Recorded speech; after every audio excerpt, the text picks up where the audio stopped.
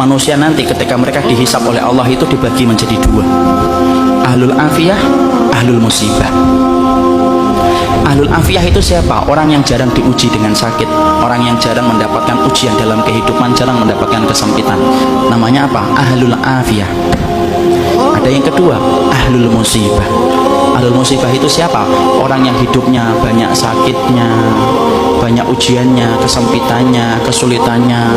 Itu namanya ahlul musibah. Ya. Ketika mereka dihisab oleh Allah Subhanahu wa taala, Allah kemudian menyampaikan bagi dua, ahlul afiyah dengan ahlul musibah. Kemudian Allah berfirman, "Uhsub." Hisab itu ahlul afiyah, ahlul musibah dulu. Ahlul musibah kemudian dihisab oleh Allah lebih dulu. Para malaikat menghitung satu persatu perbuatannya dan menghitung bagaimana ujian yang dia rasakan dalam hidup ketika bersabar.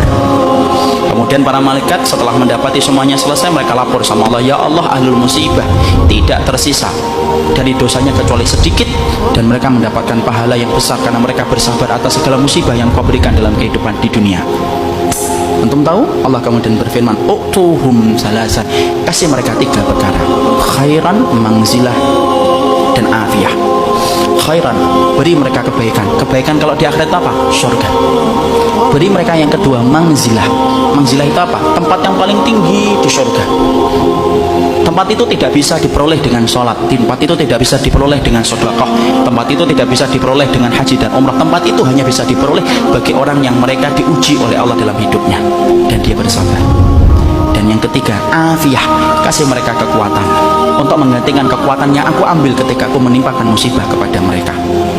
Maka ketika mereka dinaikkan ke tempat yang tinggi, ahlul afiyah, sebelum dihisab mereka mendongakkan kepala saking tingginya mereka.